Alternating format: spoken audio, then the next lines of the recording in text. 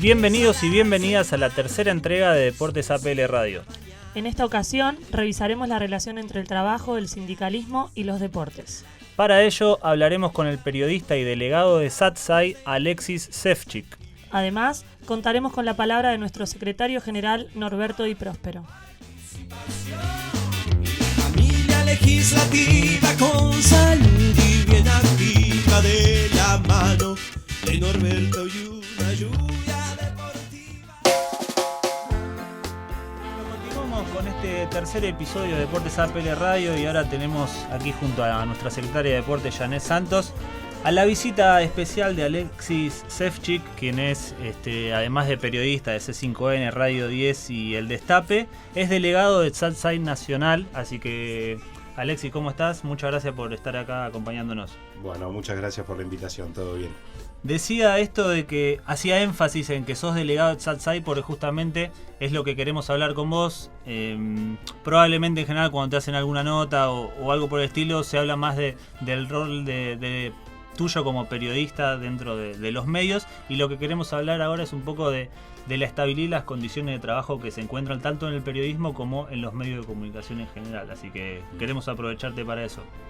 Sí, es un escenario complejo en general, sobre todo con la televisión se genera en el imaginario colectivo esa idea de que en televisión se gana mucho dinero, ¿no? y se focaliza el trabajo solamente en aquellas personas que hacen aire, como si eso fuera la televisión. Pasa que son las personas que están más expuestas y a quienes la gente, el público puede identificar más fácilmente, pero ni siquiera esas personas necesariamente ganan altos salarios, y en general son esas personas las que por el rol que desempeñan suelen estar fuera de convenio por diferentes motivos. Primero porque por un lado el convenio del sindicato de televisión es del año 75 y estaba más pensado para las tareas técnicas, digamos, para la parte técnica de la televisión, además de que tiene un montón de articulados y tareas que tienen que ver con una televisión que quizás hoy no se hace por una cuestión de despliegue, de avances tecnológicos y demás.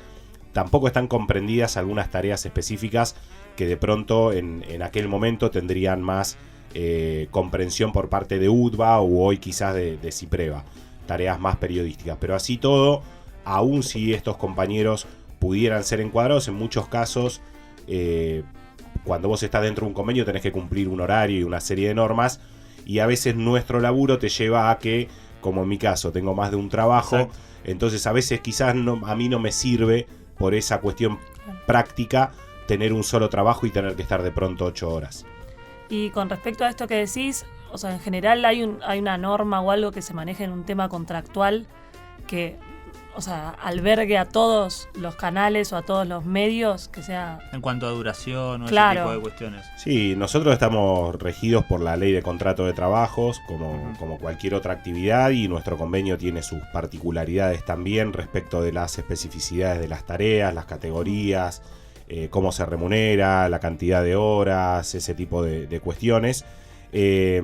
Sí que en general esas cosas le sirven básicamente a las empresas, digamos, ¿no? De no tener encuadrados debidamente a ciertos compañeros y sobre todo haciendo la tarea que hacen, ¿no? ¿Y eso, o sea, cómo afecta, por ejemplo, el rating en ese sentido? Al rating yo creo que no les afecta, porque de hecho parte de lo que les sirve a las empresas de tener a estos compañeros fuera de convenio es que... los tienen fuera de convenio directamente. Exacto, los tienen fuera de convenio y eso lo que les garantiza es que son trabajadoras y trabajadores que en el momento de una medida de fuerza, por ejemplo, no pueden adherir. Claro. Y no es una tarea cualquiera porque es la persona que vos tenés frente a cámara.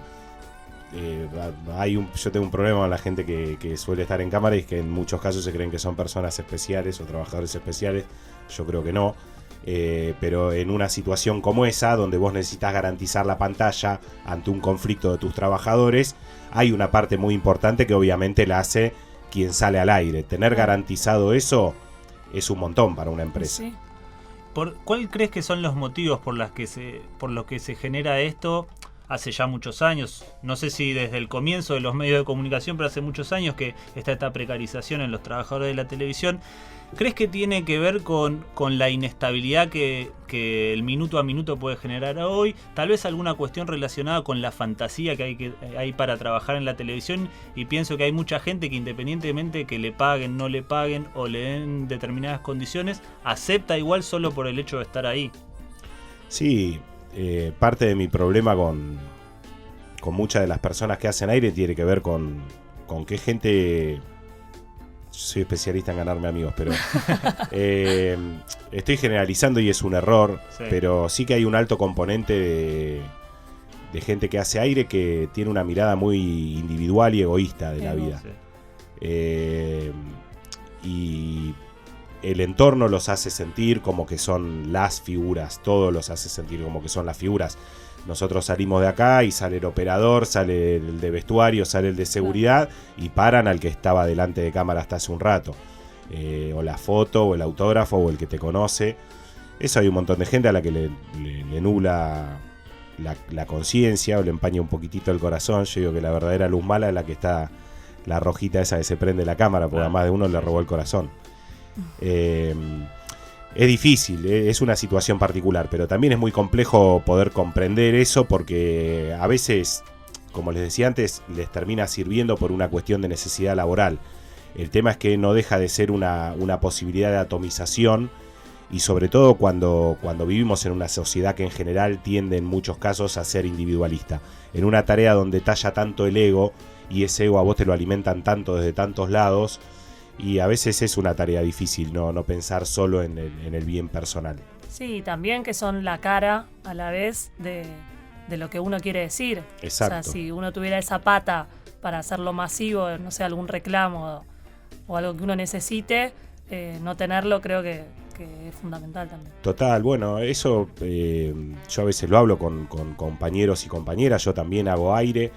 Y yo la verdad soy un don nadie porque yo no soy Víctor Hugo, yo no soy, qué sé yo, un periodista de renombre que puede patear el tablero y tener la espalda para bancarse las consecuencias, pero tengo claro lo que defiendo, qué pienso, cuáles son mis principios, mis convicciones, y tengo claro que la espalda no se te hace de la noche a la mañana. Y para mí poder hablar, yo ahora estoy hablando con ustedes que tengo 400 compañeros de trabajo que no tienen esta posibilidad. Claro. Ustedes a mí me invitan porque yo soy una persona relativamente visible en mi laburo y porque además ocupo un cargo gremial. Sí, no invitamos un camarógrafo, digamos. Exacto. Claro. Yo no puedo entender cómo hay gente que hace aire que no se da cuenta que eso es una carta fuertísima. Pero fíjate esto que decías del ego, no es solo con los que hacen aire. ¿A qué me refiero?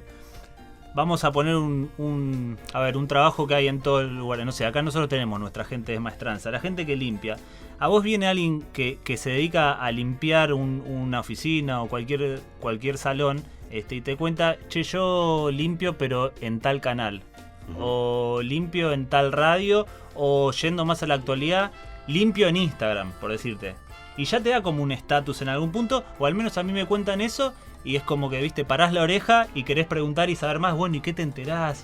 O sea, sí, hay sí. Una cuestión así que creo que... Una mística. Exactamente, que los dueños de esos medios se aprovechan de eso. O el típico ejemplo, viste, una banda por ahí no muy conocida cuando empieza a tocar en bares. Y los bares, por la consumición, digamos. No, bueno, porque la idea es que te hagas conocido. Es lo mismo, entonces es alimentar ese ego. Sí, eso juega y eso muchas veces atenta contra la posibilidad de organizar ciertas cosas y erosiona los derechos de quienes decidimos tomar otras posiciones. A mí me pasa a veces en el canal que reniego con algunos compañeros que en pos de poder tener todos los elementos para desarrollar su columna hacen tareas que no son de ellos. Y yo no ando con el reglamento, el convenio abajo del brazo, no es que me pongo en alguien puntilloso, digo, los laburos tienen dinámica y a veces también hay que poder comprender algunas cosas, sobre todo un canal de noticias, y hay un montón de variables con grises que siempre hay que disputarle a las empresas porque en general esos grises se los apropian, pero en una situación normal, si nosotros necesitamos, como por ejemplo estamos hoy en el canal, necesitando organizar una serie de cosas que ya no tienen la urgencia de otros momentos o la gravedad de otros momentos, Si el colectivo no expone que faltan compañeros, compañeras en ciertos lugares y se desdobla y hace tarea de 2, 3 personas, solo porque eso además redunda en una columna o un lo que sea mejor vestido, mejor preparado, y la verdad que no está bueno. No está bueno. Si yo me pongo a bajar de algún lado los goles del partido que terminó hace un rato, porque eso a mí me sirve para salir al aire, y el canal no va a contratar un asistente de producción. Bueno, si y eso también a la vez es lo que hablábamos del egoísmo, ¿no? Exacto, Bueno. y también te pone en situación de que si vos decís, no, che, loco, a mí eso no me corresponde, loco, el conflictivo. Sí, y en lo comparado al resto quedas como mal. Exacto, Porque en la entonces- general pasa eso. Y te dejan afuera. O sea. Te deja expuesto porque esas actitudes espasmódicas, individuales, intempestivas muchas veces. Yo soy un gil que cree que cuando tiene argumentos le peleo la discusión al Papa. Y Un romántico. O sea. Un romántico, totalmente, un romántico. Y un romántico que tiene la frente toda rota de pegársela contra la pared y ahora a la media hora voy y la encaro de vuelta. Pero cuando vos tenés argumentos, digo, hay discusiones que para mí son inevitables. El tema es que, pensando de la manera que pienso generalmente cuando logro ponerme a reflexionar, es natural que cuando uno hace algo de manera aislada, individual, así tenga un camión lleno de argumentos, lo más probable es que no te lo resuelvan la cuestión, o que quizás te lo resuelven eventualmente y tampoco es algo que beneficie al colectivo. Entonces, bueno, a veces, además de enojarse o de tener convicciones y de tener argumentos, hay que tener estrategia. Yendo más a lo personal, ¿cómo manejas todo esto que hablamos vos? Con cómo hablás, con tus ideales, con todo, ¿cómo lo llevas a la práctica en el día a día? Y yo estoy todo el tiempo en esta, o sea, yo me... Y como ahora delegado también, ¿no? Sí, yo ahora extraño muchísimo desde el COVID, que yo ando todo el día con el mate, lo tengo acá en la mochila y me encantaba estar con el mate, dándole un mate al camarógrafo, al asistente, a la compañera que está laburando, y yo, por la tarea que yo hago, tengo quizás la posibilidad de entro y salgo del aire, o ahora que estoy en un horario específico, por ahí paso un montón de horas donde estoy preparando mis cosas, pero me puedo ir moviendo. Y a mí me gusta mucho charlar con los compañeros, poder acercarme a escuchar cuáles son sus problemas, es algo que me gusta más allá de mi función y ahora mucho más. Y ir construyendo desde ese lado, la cercanía. Y yo todo el tiempo estoy, no sé si bajando línea, pero yo intento... A eso me refería, a eso iba. Claro, yo no intento podía salir de ese lugar. No puedo, ¿no? A mí Es me difícil, resulta inevitable, pero porque yo soy así y de pronto me tomo un taxi y el tipo me hace un comentario y yo no puedo evitar decirle algo. La verdad, a veces quisiera poder callarme la boca, porque me meto a veces en unas charlas, viste, decir, vos me tengo a fumar a este chabón ahora, viste, que me está quemando la gorra, que terminó siendo un pro-nazi, viste, y yo le quiero meter la justicia social y dije, ¿para qué carajo hablé? En un viaje de De Constitución 10 minutos, aparte, viste, decir al Barracas. pedo, Exacto. pero bueno, qué sé yo, en esa yo estoy todo el tiempo, me parece clave, porque me parece que es necesario, me parece que nosotros como actores políticos, como ciudadanos, jugamos un rol fundamental, que es muy fácil pedirle a los políticos que se hagan cargo de las cosas que se tienen que hacer cargo, pero lo que aprendí también en el poco tiempo que tengo como dirigente es que si no hay un compromiso de la gente, si no hay un colectivo que empuja todo eso, se hace todo mucho más difícil, porque hasta es muy difícil teniendo todo para ganar. Y cuando no hay un apoyo y un respaldo y un compromiso, y yo entiendo que todos tenemos otras obligaciones, pero también es un ejercicio ciudadano, me parece, empezar a hacernos cargo de laburar sobre aquello que nosotros queremos cambiar, porque si no termina siendo un call center, vos llamás, planteás el problema, te das vuelta y esperás a que te lo resuelvan. Y así no funciona por más que sean 40 millones de llamados que llegan. Si eso vos no lo articulás, es nada.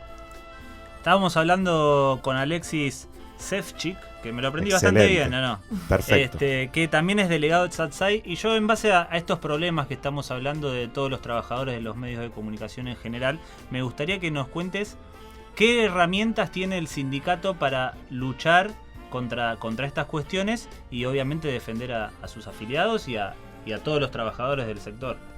Sí, el sindicato, la verdad, yo estoy hace 4 años y he tenido mis épocas. Yo tengo casi 47, me crié en los 90, en un momento odiaba un montón de cosas que hoy abrazo porque me di cuenta de que me habían formateado la cabeza y que me habían me habían construido un sentido que no era nada que ver con la realidad y con lo que mi sensibilidad y mis convicciones me indican.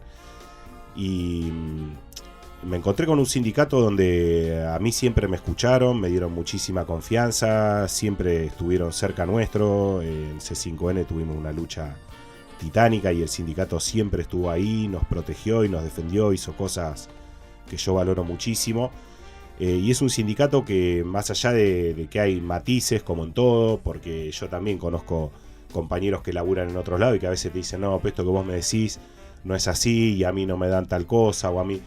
Son cuestiones que a veces ocurren en determinadas empresas, como en todo, pero es un sindicato que en general tiene mucha presencia, que hace un laburo de base muy importante, que tiene un alcance nacional, que tiene muchas diversificaciones que ahora se han generado también a propósito de las nuevas tecnologías y de la convergencia.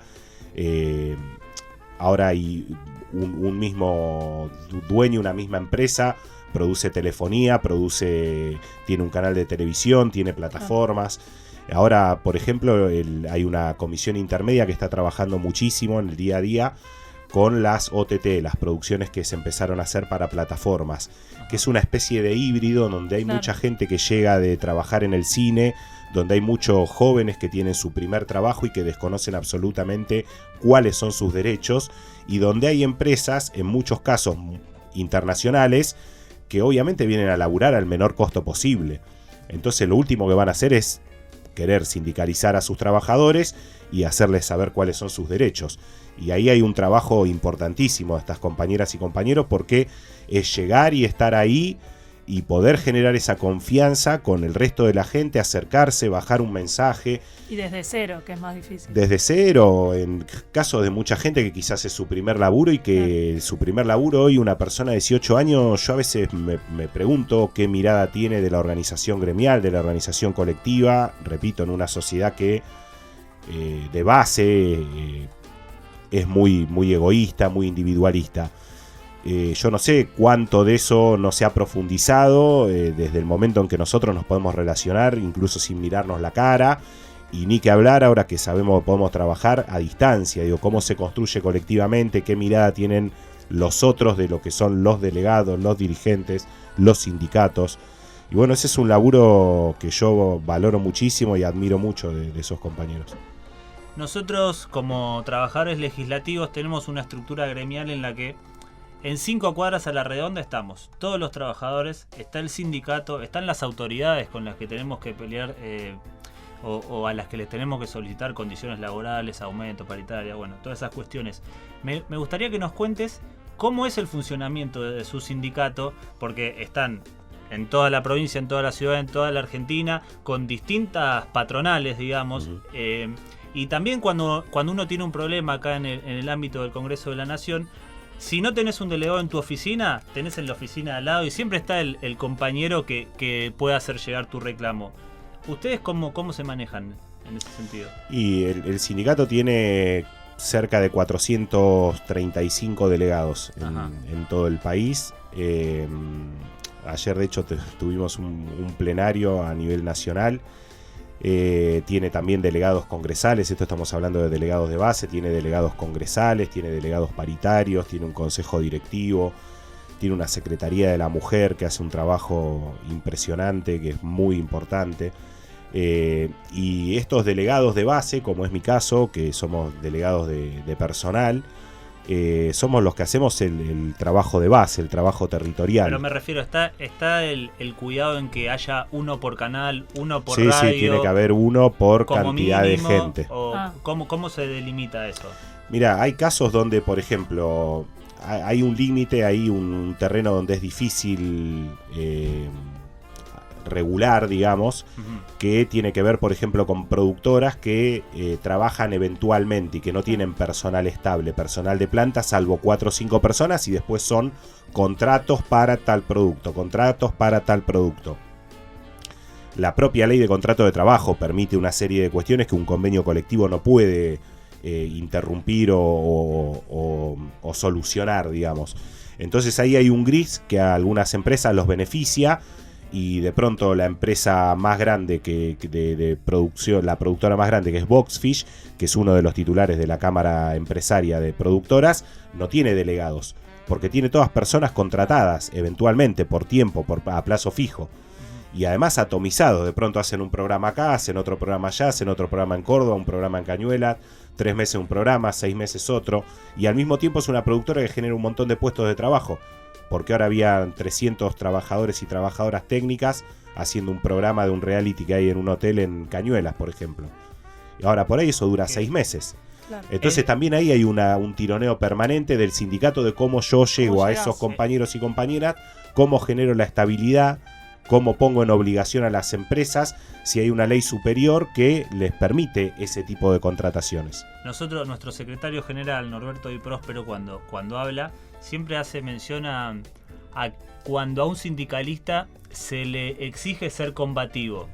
Un sindicalista puede tomar ese camino, pero tal vez su combate deja a trabajadores en la calle. Entonces es muy fino el hilo entre ir a fondo, protestar y pelear hasta la última consecuencia, o tal vez ser un poco más moderado, ir ganando espacios más de a poco, pero Sí, con los trabajadores con un sueldo, digamos. O de qué manera hacerlo, ¿no? Claro, entonces me imagino que para el gremio de ustedes debe ser muy difícil, porque por un lado, ¿qué haces? Vas y los perseguís cuando pasan de Cañuelas a la ciudad de Buenos Aires, y mientras tanto por ahí tienen que cerrar una empresa porque vos los perseguís por cuestiones justas, obviamente, y hay menos trabajo también si el gremio se pone a apretar demasiado en ese sentido. Es Sí. muy delgado. Es muy delicado y a veces yo tengo una amiga a la que quiero muchísimo y que labura de esa manera y a veces lo discutimos y en muy buenos términos porque nos queremos un montón y porque ninguno de los dos tiene la verdad absoluta y son como verdades relativas, y está esto que nos pasa de, y bueno, ¿y qué se puede hacer? ¿Y qué podés hacer vos? ¿Y qué puede hacer el sindicato? ¿Y qué puedo hacer yo? Y ahí hay una situación que es como sin posibilidad de solución, porque hay leyes que permiten ese tipo de cosas. Entonces se genera ahí una situación un poco limítrofe, o uno espera que existan las respuestas a todos los conflictos, a todos los problemas, y a veces no los hay, aún con un montón de herramientas, o no son tan fáciles de poner en práctica y que tengan la contundencia que se requiere. Eso a veces es muy frustrante cuando estás en la gestión y cuando día a día tenés que llevar adelante los problemas de tus compañeros, que a veces chocas con cosas que te frustran porque hay leyes, hay legislación que obviamente le da un beneficio a las empresas en un montón de aspectos, como por ejemplo nosotros en este momento en el canal estamos luchando muchísimo para incorporar a planta permanente a trabajadores y trabajadoras de un montón de sectores que están contratados y que en algunos casos ya están hace 2 años contratados. Ahora, la ley de contrato de trabajo permite 5 años de eso. Claro. Entonces, ¿cómo pones vos en obligación a la empresa a que haga algo que una ley que es superior se lo permite? Entonces no tenés más remedio que negociar, que hablar, que convencer, que dar argumentos, que contar con que el jefe del sector también vaya y diga, che, tal compañera, tal compañero.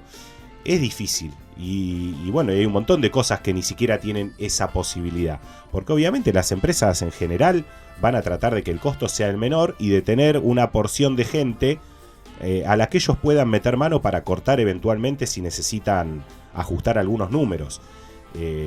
A mí no deja de hacerme ruido que la oficina que supuestamente se encarga de los problemas de las personas y de atender esas cuestiones se llame recursos humanos. Nosotros somos personas, no somos recursos humanos de nadie. Nos dejó pensando. Bueno, Alexis, te queremos agradecer por haber venido. De verdad, nosotros como trabajadores legislativos y como militantes gremiales que somos, es súper importante escuchar otras realidades que pasan y que más allá de que por suerte no nos suceden tanto, saber que existen y poder valorar el laburo que tenemos nosotros y por supuesto el trabajo gremial que se hace acá, que es súper importante y acompaña a todos los afiliados y a las afiliadas. Yo les agradezco mucho por el espacio.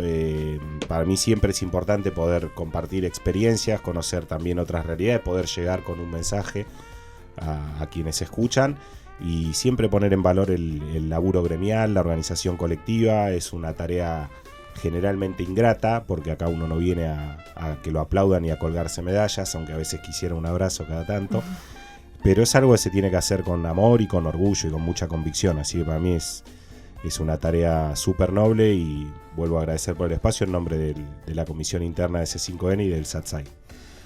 Alexis Sevchik, periodista y delegado de SATSAI, pasó por los micrófonos de Deportes APL Radio. Todas las actividades culturales de la Biblioteca del Congreso las tenés en bcn.gov.ar.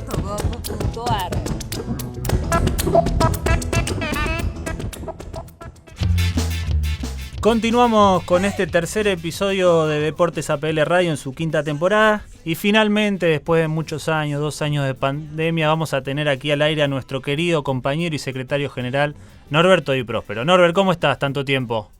Bien. ¿Cómo estás? ¿Cómo están todos? Bien, por suerte acá retomando la radio, contentos por eso y esperando a ver cuándo podemos volver al vivo. Esperamos que sea pronto. Sí, yo creo que sí, que ya es hora de hacerlo en vivo. Bien. Hola Norbert, ¿cómo va? Janet acá. Hola Janet, ¿Cómo va? Bien. Bueno, lo que veníamos hablando en este programa en la primera parte fue un poco con el compañero Alexis de SATSAI, digo bien, ¿no? Era acerca de la precarización que tienen ellos en su ámbito laboral y nosotros le contábamos un poco de nuestra realidad, que es bien distinta. Y bueno, obviamente no hay palabra más autorizada que la tuya para que nos cuentes un poco de tu opinión de lo que pasa acá en el Congreso. Y sí, nosotros tenemos una realidad muy buena dentro del ámbito del Congreso. Primero que tenemos una ley propia, que es el Estatuto de Escalafón, la ley 24600, que rige del año 96, anteriormente nos regíamos con la 22140, que era la ley de administración pública, que no teníamos estabilidad, que te pasaba disponibilidad, que no había carga administrativa.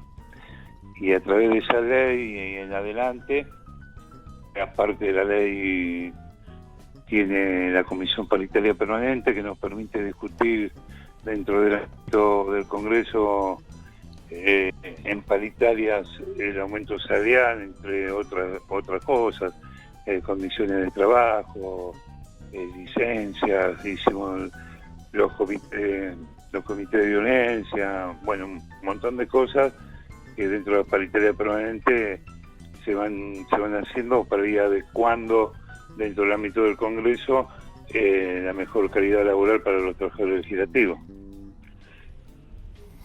Norbert, nosotros hablábamos con Alexis en la primera parte y le preguntábamos cuáles creían ellos que eran los motivos por los que sufrían este tipo de maltrato, si se quiere, de su parte patronal.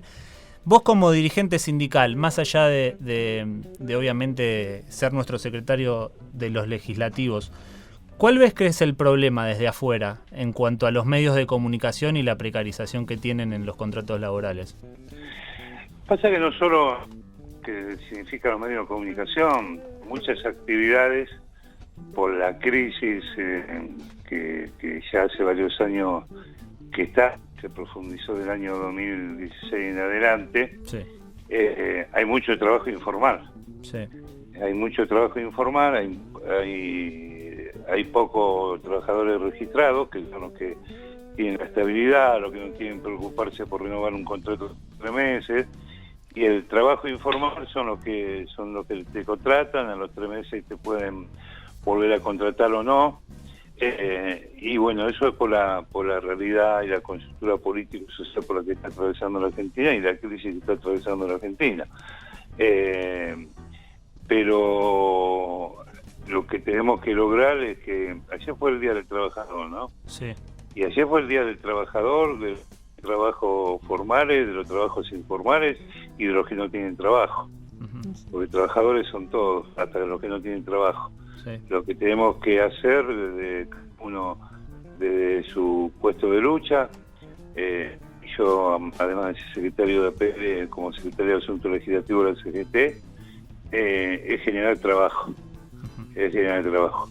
Yo no estoy en contra de los movimientos sociales ni de los planes sociales, pero mientras existan más planes sociales significa que hay lo que tenemos que hacer es canalizar los planes sociales a través de la cultura del trabajo y generar trabajo.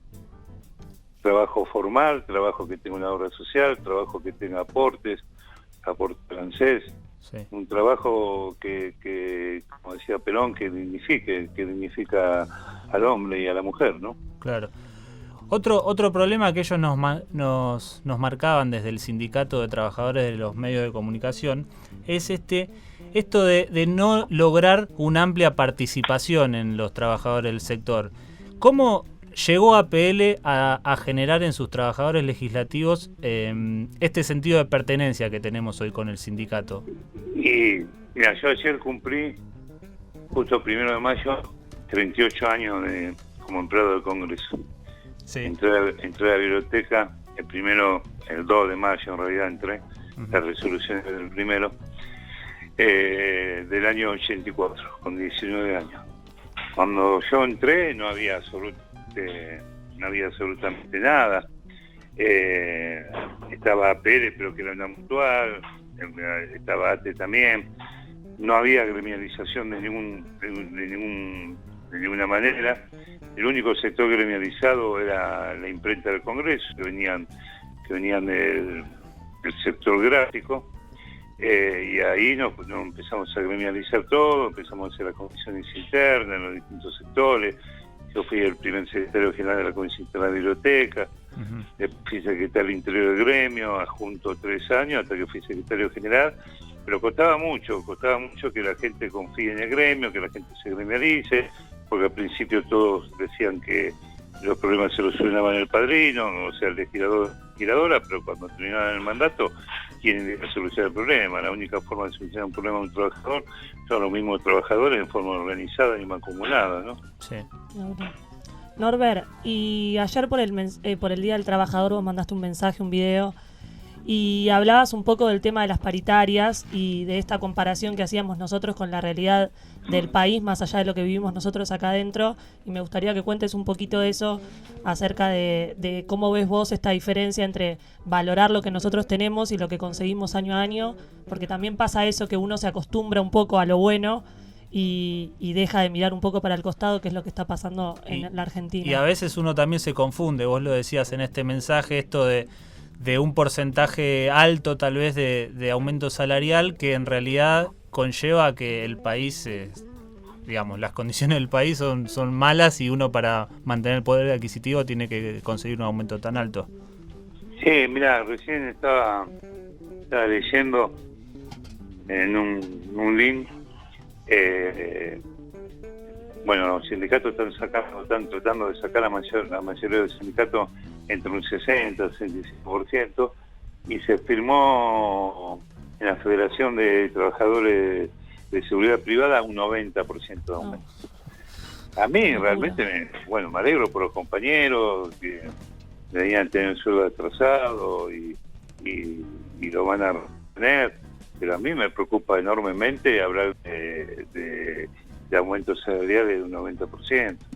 Eso significa que realmente no estamos bien, que el proyecto económico y político del país no va a tener que cambiar de rumbo, porque esto pasó en el año 75 con el ministro de Economía Rodríguez, que bueno, empezaron a dar aumentos de 100, 120, 180 y terminó en una legislación, fue llamada de Rodrigazo, ¿no? A mí me parece, por supuesto, nosotros tomamos la responsabilidad como dirigentes sindicales y como secretario general del gremio de que no perder el poder adquisitivo del salario.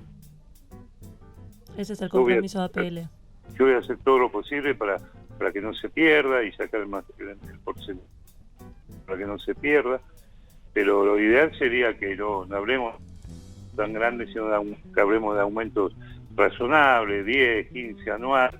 Eso significa que tenemos una inflación baja, significa que tenemos un país previsible, con estabilidad, con reactivación industrial, con consumo, pero así, de esta manera, significa que tenemos un país realmente desestabilizado. Norbert, hablábamos antes de esto que logró APL con tantos años de trabajo, de concientizar y de generar ese sentido de pertenencia con el sindicato. seguramente una de las grandes herramientas que tiene el sindicato para alcanzar eso son los deportes. Obviamente estamos acá en el programa radial de la Secretaría de Deportes. Me gustaría que vos nos cuentes cuáles son las expectativas que tenés, aprovechando que Janette, no metas presión, Norbert, que Janette está empezando con esta gestión. El tema de deporte Sí. es un tema que sobrepasa al tema de los gremios, ¿no? Es un tema político muy interesante. Uh-huh. Vos fíjate que la época de Perón y de Eva Perón, Perón le dio mucha importancia al tema deportivo, con los atletas, con los boxeadores, con los campeonatos de Vita, con los chicos que fue una manera de poder sacar a los chicos, y es una manera de poder sacar a los chicos de la calle y llevarlo socialmente a otro ámbito. Se hace en muchas municipalidades, se hace en el conurbano bonaerense, en la provincia. Es muy importante el tema deportivo desde el punto de vista social, político. De esa manera vos lo sacás a los chicos de la calle, los sacás de la droga y le das una vida sana y una vida con una proyección mucho más valedera. Y lo que respecta al gremio, nosotros creamos la Secretaría de Deporte. El primer secretario de Deporte fue Dieguito, creo. Sí. Sí. Y después fue Y Janette, No, yo. y ya está. y después vos, sí, porque me confundía que había sido de la juventud, pero no.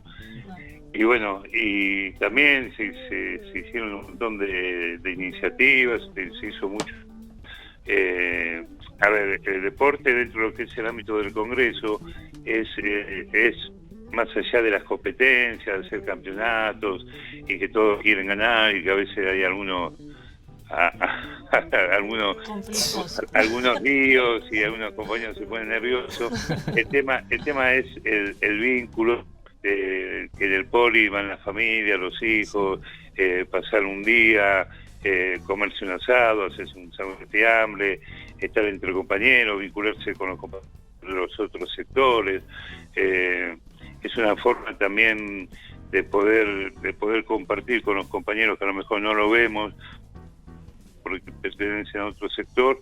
Es una manera de compartir en familia con ellos, ¿no? Y la expectativa, bueno, estuvimos hablando con Janette tiene una idea muy ambiciosa, que es crear un maratón muy importante, que es dentro de lo que es APL, la cual yo le dije que la bancaba y que le meta para adelante. Un maratón común, no tampoco un maratón tipo Nike, que se hace el 9 de julio, pero algo lindo. Pero para Entre Ríos por ahí estamos. No para el 9 de julio, pero para Entre Ríos por ahí sí. Sí, pero aparte va a ser abierto, calculo, Janette, ¿no? Sí, la idea, el proyecto ambicioso que tenemos es ese, que sea abierto y que obviamente prioridad todos los compañeros y las compañeras del Congreso, pero que pueda correr quien quiera. Parece que encima el marco del Congreso, que puedan pasar por APL. Bueno, tenemos todos los sueños. Vamos a ver de llevarlos a cabo. Los sueños se hacen realidad si te lo crees. Obvio. Así que en eso estamos. hay que dejar que sea un sueño y hay que empezar a laburar para que sea una realidad. Así va a ser, Norbert. Bueno, y escúchame, para cerrar, tenemos unas preguntitas. Algunas son a modo personal. Obviamente hay una regla que es que podés elegir pasar alguna pregunta. Yo te tengo fe y creo que no lo vas a hacer, pero tenés la posibilidad. No paso, a esta altura de mi vida no tengo que ocultar nada, no paso ninguna pregunta. Muy bien. Bueno, ¿querés arrancar vos o yo? Bueno, hacemos la primera. Dale. Norbert, ¿qué cualidad apreciás más en una persona? Paso. No, mentira. Y yo, la sensibilidad, la solidaridad, la generosidad, que sea buena gente, que sea la misma persona cuando de repente está en un lugar y si la vida lo lleva a un lugar un poco más importante, que no cambie, que siga siempre el mismo, la humildad, sobre todo la humildad. Para mí la humildad es fundamental. No ser soberbio, no creérsela, esté donde esté y haga uno lo que haga. Esas son las cualidades más importantes. Muy bien. ¿Qué esperas de tus amigos, Norbert? Mis amigos, no espero nada que yo no le dé a mis amigos. Espero lo mismo que yo puedo hacer por ellos. Mis amigos, cuando uno habla de amigos, es una palabra muy es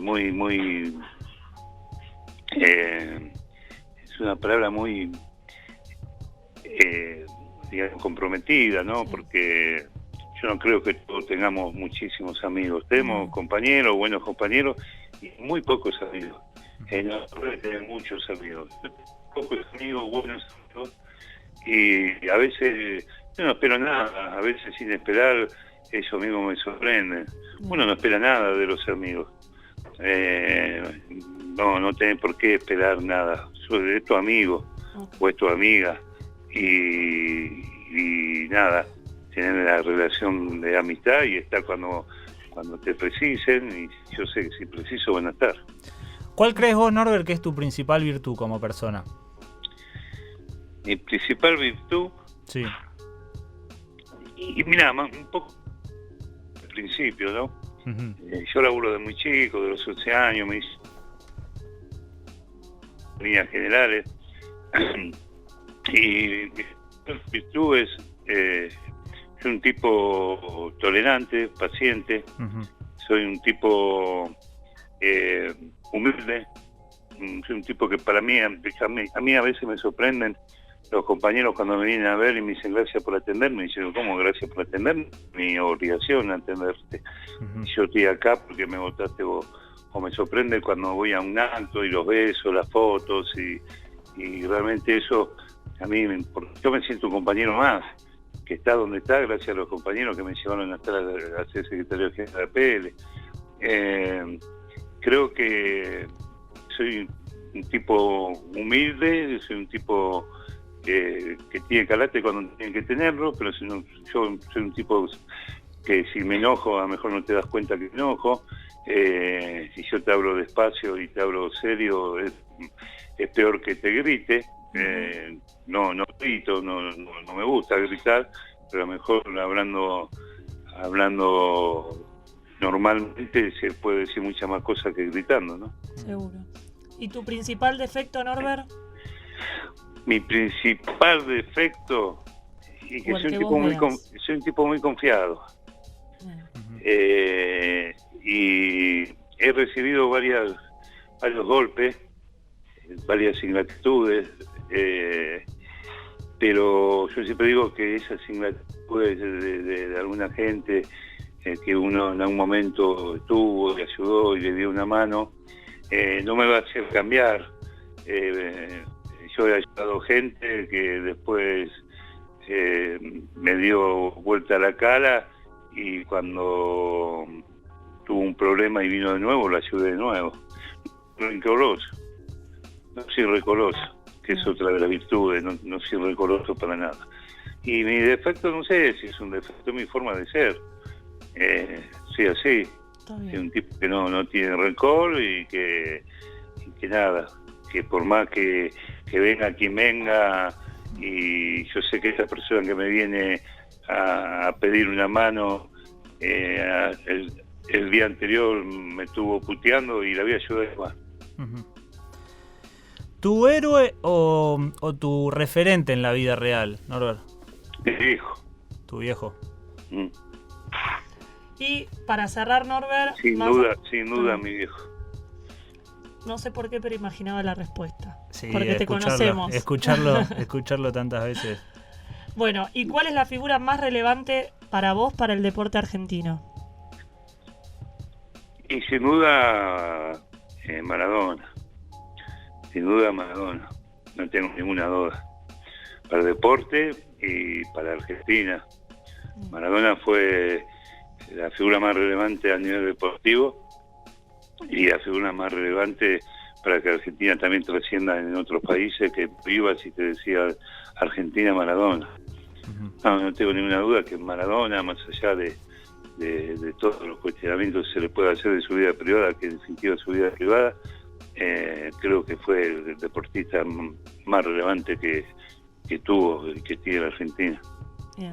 Bueno, Norbert, no te queremos robar más tiempo, te queremos agradecer por haber estado acá. Y antes hablábamos de tus principales virtudes y para nosotros es esta, la de estar siempre ahí al lado del compañero y de la compañera. Y en nosotros en lo particular, desde la Secretaría, te agradecemos por el espacio y hoy por haber estado, como siempre. Bueno, un beso grande, chicos, y bueno, está con el maratón. Vamos con eso. Pero tenés que correr, tenés que venir. A mejor me anoto. Sí. Pero motoneta, en moto. Yo voy a tocar. Bueno, como sea llegamos, Norbert. Dale, un beso. Nuestro compañero y secretario general de la Asociación del Personal Legislativo, Norberto y Próspero en Deportes APL Radio. Lluvia deportiva, otro año juntos más, transmitiendo para ustedes con toda la alegría de